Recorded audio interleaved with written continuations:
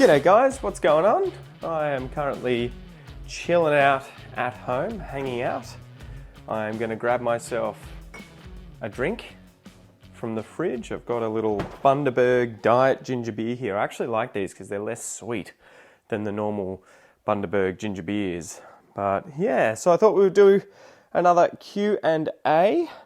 The kids are at daycare, the wife is at work. The cats are annoying me because they are hungry, but they have to wait another, what's the time? Another hour and a half until they get fed.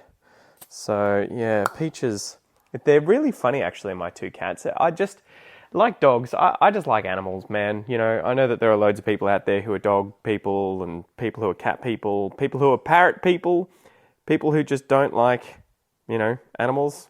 It's all good.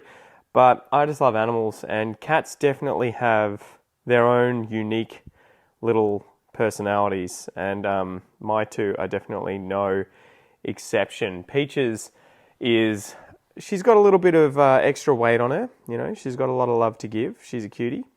But she's just a funny cat. She doesn't really like being held. She doesn't like people touching her. But sometimes she gets affectionate with me and wants to cuddle up at night when everyone else has gone to bed and it's a little quieter. And then we've got Scrap, who's way more personable. He loves people. He loves hanging out. He's way more affectionate. He constantly wants attention. And he's much more switched on. He's very clever. He's very clever. My wife notices this all the time too. He does stuff like, he knows how to pull on the bin lining, so the bag that's in the bin, and pull the bin over whenever he smells chicken in that bin that's been thrown out. Whereas Peaches, although she's much more food motivated, she just doesn't do that for some reason. I don't know if she just hasn't worked it out. And Scraps as well. I had a video the other day. I took a video and showed my family. They wouldn't believe me otherwise. But we've got this little harness. So our two cats are indoor cats. We don't let them go outside because we don't want them killing wildlife, fighting with other people's animals, you know, their pets, their cats, their dogs, getting injured, getting run over by cars that drive past, all that sort of stuff, right? So our cats are indoor cats. But I take them outside sometimes to go for a walk. So I have like a little leash and a harness that I can put on Scraps or Peaches, although I have to loosen it out quite a bit for Peach. She's a lot larger than Scraps. And I'll go for a walk with them. Anyway, so Scraps kind of worked this out. So anytime I go and grab the harness, he knows instantly I'm going for a walk, and he'll come up and let you put it on him. Peaches doesn't really seem to have clued on. She doesn't seem to have worked it out. But yeah, Scraps knows. Anyway, so the other day I'm sitting in my office and I was playing some guitar. It was probably 10 o'clock at night. You know, everyone's gone to bed. And I hear something fall off the shelf near the front door. And I'm like, what was that? So I come out and I see Scrappy walking down the hall, dragging the harness all the way up to my office to give to me, and then jumping on my lap meowing. So he's switched on, man. He's clever. He's intelligent. He worked out, okay, if I get the harness and I bring it all the way to Dad, he'll take me for a walk. And so yeah, now I kind of reinforce that behavior by by taking him for a walk every time that he brings it over to me. So yeah, it's been funny just sort of watching him just work these things out, right? He's clever. He's very clever. But it also makes our life a little harder because we have to do all sorts of stuff like hiding food, making sure the bin's empty at night. If I don't want him harassing me with the harness, I have to make sure that it's looped over a door handle or something and he can't drag it all the way down the other end of the house. He's also a bit clumsy. He just doesn't seem to, I don't know, he just doesn't seem to get it. He jumps up on things and stuff falls off tables and shelves and everything all the time, and he just doesn't seem to care. So I don't know. I guess the moral of the story is that I just love the fact that pets like cats have their own little personalities and they're just interesting to be around. I just like watching them when they're active, when they're interacting with one another or people, and what are they doing, you know, what are they thinking? Scraps is always chasing flies and spiders around the house too. Anytime we end up with spiders crawling around in the house, it's not that often, but probably once every month or so, there'll be a white-tipped spider. These are the sort of, they're not deadly spiders, but they wander around looking for mates. And if they bite you, I think they've got bacteria on their fangs that can infect your skin, and it can cause ongoing wound, rash kind of issues, infected painful sores on your body. So anyway, they're not fun spiders, and Scrappy seems to find them and just eat them. So I'm glad it's him doing that. Anyway, sorry for the rant at the start here. Just thought I would share that. Let's get into some questions. This one comes from Jen Mendo. Jen asks, what's the difference between where, spelt W-H-E-R-E, and were, spelt W-E-R-E? So the spelling is the confusing part, right? The vowel part of the word, the syllable I guess it's a single syllable, but the vowel part is spelt like E-R-E, but they have two different pronunciations. So where is the long vowel sound air, like the word air, I'm inhaling air, I'm breathing air, and is the other vowel sound. Now, it's sort of hard to see the difference, obviously, if you're listening to the podcast. It's hard to see anything, but it's hard to see what I'm doing with my mouth. But effectively, air, it's almost like my mouth is wide and I'm smiling a little more. Air, where are you? Where? Whereas my lips are rounded. Everything else I think is the same. So the height of my tongue, how open my mouth is, everything like that. The height of the opening of my mouth, rather. But with you'll notice that my lips are rounded. I did a story on this on my Instagram feed. It'll probably be gone by the time you guys listen to this. But don't forget, if you want to learn this sort of stuff and you want to follow along with detailed tutorial videos showing you how to pronounce all these vowels, all the consonant sounds, everything like that, check out my Australian pronunciation course, aussieenglish.com.au/APC100. If you go to that URL, you will get $100 off the pronunciation course, and you will learn how to pronounce the difference between words like where and were. But yeah, a big part, I think, of pronunciation in English, and the reason that people get confused, often I've found, like the longer I've taught English, the more I find that people can pronounce these sounds. It's more that they get confused because of the spelling. So either the spelling will be the same between words with different vowel sounds, so like where and were, or there'll be different spellings, but it's the same sound, but they pronounce it differently because they think the spelling changes the pronunciation, right? Like a good example might be bear, like a bear that lives in the woods, a bear, B-E-A-R, and the word beard, B-E-A-R-D, right? They're different vowel sounds, but the vowel part of the word is spelt E-A-R, but it's pronounced differently. So bear, air, beard, ear, bear, beard, right? So yeah, anyway, go check out the course. Again, the URL is aussieenglish.com.au/APC100, okay? APC as in Australian Pronunciation Course, 100 as in you get a $100 discount. So go check it out. Okay, the next question comes from Hadaz 2. Do you listen to Taylor Swift songs? So I think it's pretty unavoidable for any of us to not listen to Taylor Swift. She's everywhere, right? She's on the TV, you hear her music in stores, on the radio, everywhere. So whether or not I like it, yes, I listen to Taylor Swift. If you mean that in terms of like actively, no. I'm not really a pop music kind of person. Like, I mean, again, it's not like her music's offensive to me. I don't listen to it and feel like I want to vomit or, that my ears are going to start bleeding. It's just not really my jam, right? It's not my kind of thing. My music, the music that I'm into is more progressive rock, progressive metal, heavier kind of stuff. At the moment, I've been listening to a lot of Tool. I've been listening to some Pink Floyd and trying to learn some of the solos on guitar from the song Comfortably Numb. Easier said than done. I've been trying to practice those solos for the last week. and I've only perfected the first solo. I can play the first solo. The second solo is longer and a lot harder. So yeah, they're the kinds of bands I listen to.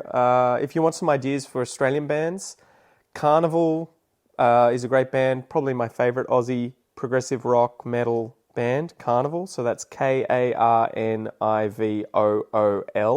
Carnival. Another band called C-O-G, is really good. The Butterfly Effect, another really good Australian band. And Dead Letter Circus is another one as well. So these are some good prog rock, kind of alternative rock bands from Australia that, I really like and used to go to their concerts all the time when they were touring loads. But yeah, Taylor Swift, my sister went to her concert, had an absolute blast. This was the one at the MCG, so I think it was the biggest ever. I'm not sure if it was the biggest ever concert she's done or the biggest ever in Australia. It may have been the biggest ever. I think it was like 100,000 people. So it must have just been absolutely insane to be in a single location, being entertained by one person and being surrounded by 100,000 other people. It just must have been absolutely ridiculous, right? So yeah, I think looking back, if someone had given me the tickets, I probably would have gone to the concert. I wasn't going to lash out. I wasn't going to spend I think it was like $300 to get a ticket. But if someone had given me tickets, I probably would have gone just for the experience. But yeah, no, so I'm not a massive pop music kind of person, but I'm a muso, right? I'm a muso. I like music, so really I can appreciate pretty much anything. Okay, this one comes from Baptiste Monet. Hi Pete, how are you? I'm good, mate. How are you going? I haven't seen a lot of people talking about the city of Canberra. Is it a city to avoid? So we lived in Canberra. My wife and I lived in Canberra a few years back when we first got together. This would have been 2018. We lived in Canberra for, I think it was probably 7 or 8 months. Can't remember exactly. We were planning to be there longer, but the issue was that she got a job at the Brazilian embassy and was working as the kind of like secretary to the ambassador there. And they initially were like, we'll give you this job and you'll get a paid working visa, right? Like we'll give you that. We'll pay for it. And then I think 6 months in, they were like, yeah, we don't have the money. Sorry. So we were like, well, we have to find a way for her to stay in the country. She needs to be on a visa, the one that she was on was previously ending.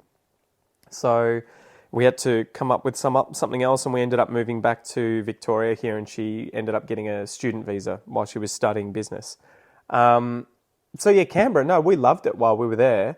The only thing that I didn't really like about it was that I didn't really have any family or friends there because it was, we moved there as a thing for her to have a career opportunity and have a visa and everything, but I didn't know anyone who lived in Canberra at the time. I didn't have any family that lived nearby, so anytime we wanted to see family, I would have to drive for 7 hours south into Victoria to see them with Kel. So yeah, whereas now I live 10 minutes away from my sister's family, my parents, and everyone else is pretty much in Melbourne. And the other thing that I didn't like about Canberra was that it wasn't near nice forests, like rainforest or wet temperate forests, or beaches. So again, a few hours. You'd have to drive 2 hours or so to the east and you would get to the beach and there'd be forests and stuff around there, which was cool. But again, it was like 2 hours drive, whereas here I can go for a drive for 2 minutes and be at the beach. And this is just a personal thing. I've always loved forests and beaches, and preferably a combination of the two, right? I like just nature. And so although there was quite a bit of nature at Canberra, it was kind of like dry countryside farms. There were some national parks or parks there, yeah, but it was just a bit dry. It wasn't the kind of environment that I really resonate with. But yeah, there was loads of kangaroos, loads of wildlife everywhere. The kangaroos in the streets was pretty cool. It was also relatively quiet. I liked how kind of modern the city was, or is, but that it didn't have a massive population. It's about the size of Geelong, I think, right? 200, 300,000 people live there. But the thing that's interesting is that, like, on the weekends, because so much of Canberra is related to the government, so many of the workers there work with and for the government, or are politicians, and on weekends they go home, right? They live somewhere else, so they fly back home, and the city pretty much turns into a ghost town. So it's just empty. I remember walking through the streets. I've said this so many times. We were walking through the streets one weekend after we moved there, and there was just no one around, and the stores were closed, and I was just like, what the hell? This is like The Walking Dead. Where are the zombies? There's like leaves blowing along the ground. There's no people in the streets.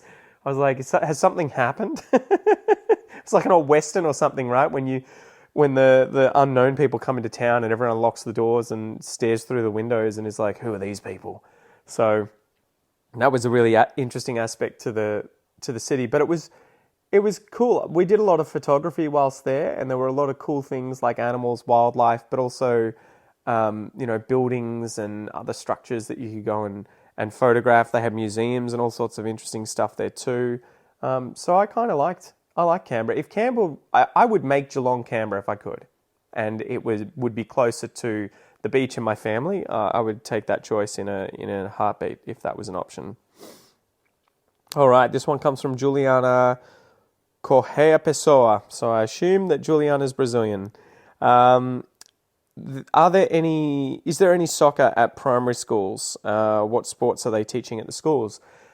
So soccer, or football as many of you guys know it, is actually the most popular sport, club sport in Australia. So it has the most members that play the game, that join up to clubs, that take part in that activity. So it's everywhere. It's ubiquitous. You'll find it everywhere in Australia. So if you're a keen footballer, if you're into soccer, you will definitely have your opportunity to play that sport pretty much anywhere in the country. I would be surprised if there was a single school that you didn't have the opportunity to play soccer at in Australia. Obviously, there'll be ones where football and rugby are more popular, but soccer should be everywhere. I played it at primary school and then also at high school, and it was also available at uni. So I think you'll be fine. Other sports, cricket's really popular, tennis, footy, obviously, football and rugby. Then you've got things like swimming, athletics, so running, high jump, long jump, all that sort of stuff. So yeah, there's loads and loads of opportunities to play sports in Australia, and if you're really keen on soccer, I think you'll have your chance to do that. Now I'm going to scroll down. I've got the questions here in front of me. I didn't get to answer all of them, but I'll scroll down and try and get to the ones that I didn't answer on Instagram. Okay, this one comes from Arash Asadian. Asadian? Hopefully I've said that right. Dime a dozen or 10 a penny, which is used in Aussie language? Dime a dozen. Ironically, dime a dozen is American. We don't have dimes in Australia. I think a dime is either 5 or 10 cents. I'm not sure which one it is, but a quarter is 25 cents, and then you've got dollars and everything in the US. So dime a dozen, I think we probably use it because we hear it so often. You just hear it on TV. It's one of these expressions that they use, and it means that something is very cheap and ubiquitous, right? So like, what's a good example? If you go to the beach, seagulls are a dime a dozen, right? There's seagulls, those birds that always want your fish and chips. They're everywhere. They're all over the place, flying around, harassing you, looking for food. They are a dime a dozen, meaning that they are all over the place. So yeah, we would use that. 10 a penny, I would understand what you meant, but this is British. They have pennies in Britain. Same idea, meaning that you would get 10 of something for a penny. And I think nowadays it would be very, very rare to find a dozen for a dime or 10 for a penny of anything. So that's probably it. I'm trying to think, do we have our own way of saying it in Australia that would be unique, or is it dime a dozen? I think we would just go with dime a dozen, to be honest, mate. So yeah, don't be afraid to use that. Okay, this one comes from Mazzo TM. Mazzo asks, what's the most common pronunciation of often in Aussie, in Australian English? I think there's only one pronunciation. It would be often. So I don't know if you're thinking about whether or not the T is pronounced. It's funny. It's such an advanced kind of word, right, in terms of the stuff that's going on with pronunciation. So you're saying off at the start, off, the first syllable, off. And then if you were to enunciate all the different letters in the word, it would be like off 10, right? Off 10, off 10. But we don't pronounce the T like that. In fact, it's not pronounced at all. We just go into the n, which is called a syllabic N. So we're not actually saying n, we're not saying a vowel sound, and a vowel sound with our mouths, allowing that vowel to come out. We're not saying that. We're just going n, right? Often, often, often. So syllabic N, meaning that we turn an N sound, n, into a syllable. Off, n, off, n, often, often, often, often, often, often, often, often. We do this a lot. Another example would be Sweden. Sweden. And now this is, if you really want to get nerdy, a syllabic N with nasal release. Sweden. So effectively it's called nasal release because the airflow is stopped, Swede, and then it's released through your nose as the N sound. Sweden, Sweden, Sweden, as opposed to often, often. Because of the F, there's no nasal release, the sound's coming out the whole time. Often, often. So yeah, this is advanced stuff. Another example of a word that's similar to this would be listen. Listen, often listen. I often listen to podcasts. I don't say the T in those two words. Often listen, often listen. And the explanation is if a T comes between two consonant sounds, so in this case in often it's the F and the syllabic N sound, often or often, the T gets muted or just isn't said at all. Right, and it's the same. It'll be the same for D if there are any words where that happens. I'd have to sit down and think about that for a while. But yeah, just say it as often. All right. This one comes from evg.k. Where did you get it from? Versus from where did you get it? Good question. Okay, so effectively the only difference here is that from is at the end of a sentence versus the front of a sentence. So this is the preposition. You get something from someone or from a place, right? I got the shoes from the shop. I got the shoes from the salesperson at that shop, right? I got them from that person. So it's the preposition that goes with the verb showing that verb. It's showing the direction of that thing, that interaction, which way it's happening, right? So you're getting it from someone else. It's going from them to you. Why is it at the front of the sentence versus the end of the sentence? So there's this kind of trope. It's really funny. There's this cliche in English that you never end a sentence with a preposition. And this is bullshit, right? It's not true. We do this all the time in English, really, at the end of the day. However, I think where this cliche, this myth kind of comes from is the fact that formal English often doesn't end a sentence with a preposition. So if you were speaking more formally, you might say, where did you get it from? You may turn that sentence into, from where did you get it? However, it sounds really, really formal. Like, to whom does this belong, right? I'm trying to think of, at which stop must we get off the bus? It's just too formal, right? You can speak this way. People would understand exactly what you were saying, but it is very formal and it just sounds strange if you were to use this in everyday English. If you were to chat to someone and just say, from where did this come? From where did you get this thing? They would just think you're a bit weird for using very formal English in a very informal kind of setting or situation, right? I'm trying to think of good examples. There are a lot of these. It would kind of be like an example in French would be how they use, in French they use tu and vous to refer to other people, right? You. And vous is very formal, or you use it as plural. Tu is informal. If a parent were referring to their kids as vous, it would be very strange if it was a single child, because it would be like a parent using a very polite term on a child who is their inferior, effectively.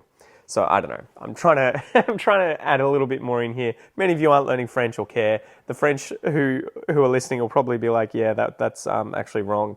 Anyway, basically, if you put the preposition at the start of a phrase like that or a clause, it makes it formal. Okay, so yeah, and often you will need to add in other words like which. So for example, I can't think of one off the top of my head, but sometimes those things happen. Changing who to whom as well. To whom does this belong, as opposed to who does this belong to? I think that would be a good example. Yeah, I need to probably do a bit more research prior to answering these questions or going off too deeply.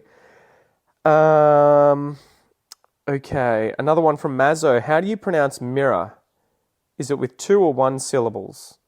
I would say mirror, mirror, right? Mirror. And again, this is one that would confuse a lot of people because of the spelling. It ends in an OR. So firstly, a lot of people are probably going to pronounce it with an R at the end. So mirror. We don't do that in Australian English unless there's a word coming afterwards that starts with a vowel sound that we use the R to link to. So the mirror is big. We wouldn't say the mirror is big. You try and link it with an R, but we wouldn't say mirror. And the O, obviously, because it's mirror. It's an sound. Mirror, mirror, mirror. And this would probably be because the first syllable is stressed. Mirror, mirror, as opposed to mirror, right? And when we do that, if there's no words coming afterwards and it's a schwa sound for that second syllable, it often gets turned into an sound in Australian English. Otherwise, it sounds British. So they may say mirror instead of mirror, or we would say mirror. Yeah, so that's the trick. Oh, and if we link it, it turns into a schwa sound. So the mirror is big. The mirror is big. Mirror is big. Yeah, it becomes a schwa instead of an vowel sound. Again, we're getting a bit more advanced. Okay. This one comes from Moozy. How can I hold your course for 2 months? I have to go overseas. Is it possible? I'm not sure which course you're talking about, so send me a message, a private message or an email or something, and we can work it out. Most of the courses that I'm selling are lifetime access, right? So you buy it and you can complete it whenever you want to do it. If it's the pronunciation workshops, which are at the moment taking place, then yeah, it's a little harder because those run for a month and then they're done. So, but we can postpone it and you can come next time if you want. Just send me a message and we'll work it out. Okay, this one comes from Nahid Sultanlo. Why don't you upload your new episodes to your podcast anymore? I'm not sure. I think you're asking this because my app, the podcast app that I was using for Aussie English that we created, was having issues and it wasn't uploading the latest episodes. So I've been uploading episodes all the time, right? I assume if you're listening to this episode, you obviously know that new episodes are coming out because this will be a new episode at some point. But yeah, we were having issues, so I ended up taking that app down and encouraging people to use either iTunes podcasts or whatever it is, Apple Podcasts, or Spotify. Stitch is another one that's free. I'm trying to think, are there any others? If you can find it on any other podcast player, you should be fine. But yeah, we were having a bit of trouble, so it was just not worth paying all this money to have that app maintained and up and running if it was, a bit glitchy. All right. This one comes from Hamed GP. How are you going, mate? I'm going well. I hope you're well, Hamed. What is the meaning of a tarty apple? Maybe I misspelt it. Tarty. Tarty would be kind of like... God, I almost have to do a Google search for the definition here, but it's like when an apple is floury. It's kind of like when you bite into it and it just doesn't taste very nice, right? Let's see if I can... Tart. Let's see. Okay. There's a lot of meanings for this. Sharp or acid in taste. Okay, yeah, so it's not what I'm thinking. So if an apple is tart, it's got a sharp taste. It'd be an unpleasant taste. It would be acidic.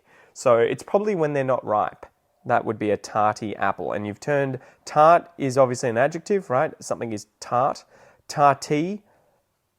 I guess that's also an adjective, right? I guess they can pretty much be used interchangeably. Yeah, tart or tarty. I guess either one of those is fine. But yeah, it's usually a way of describing underripe apples, I think. It can also be used to mean like a cutting, bitter or sarcastic kind of comment or remark, right? So if someone were to give you a sharp, sarcastic response, it's a tart response. It's a tart reply. So yeah, I guess just associate it with acidic or bitter, whether figuratively or literally. Does the word swear have two different meanings and pronunciations? I would say there's only one pronunciation of swear, so S-W-E-A-R, swear, but it does have multiple meanings, right? So you can swear at someone. If I said, fuck you, that's me swearing at you. I can swear to do something, which is a way of promising to do something. I swear I'll do that later. Like, I swear that I'll do that later, I swear. And that's promising. I'm trying to think, what else? A swear word, is obviously a rude word. So it's no longer a verb now. We're using it as an adjective to describe a noun. Swear. What else? I think if you were to try and make a noun out of to swear to do something, to promise to do something, it would be more like to give an oath. I don't think we can turn swear into a noun in that sense. Okay, this one comes from Jab Z. G'day, Pete. I'm camping down in Wilson's Prom at the moment. How do you rate it from 0 to 100? I would give it 100, mate. I said this in the story. I absolutely love Wilson's Prom. So Wilson's Promontory is a national park in the south of Victoria. It's kind of southeast between Melbourne and Gippsland. And it's just a beautiful place. There's loads of forests, loads of animals, beautiful river there, tidal river. The mountains are gorgeous. Loads of hiking, loads of wombats, kangaroos, echidnas, all that sort of stuff. So if you are in Victoria, it's kind of the opposite side of the bay from the Great Ocean Road, right? So the Great Ocean Road is on the west side of Port Phillip Bay, and Phillip Island and Wilson's Prom are on the other side there before you get to Gippsland. But yeah, it should definitely be a bucket list location that all you guys think of visiting at some point, because it's just a beautiful place. And we went there as kids all the time. My parents loved going camping there, and we just always had so much fun. So yeah, I definitely recommend it. Let's do one more. All right, this one comes from Adam Eves. I saw in a movie the expression "aren't I?" And I got confused. Wouldn't it be "am I not?" Yeah, so this is interesting. We don't ever contract the words am and not together. Like you would never say amped, right? It's just not done for some reason. So you would never say am not I with am and not contracted together into something. You would say instead, aren't I? So aren't I supposed to be there? Aren't I going out later? Aren't I helping? Aren't I? You would, if you use that inversion to make a question like that and it's negated with not, you have to say aren't I. Or you got to split it and say am I not? Am I not helping? Am I not going out later? Am I not supposed to be here? Am I not? Yeah, so and it's so interesting, isn't it, right? Like if it's contracted, it needs to be aren't I. If it's not contracted, you can say are not I. Are I not? No, you can't do that. You have to say, am I not? Right?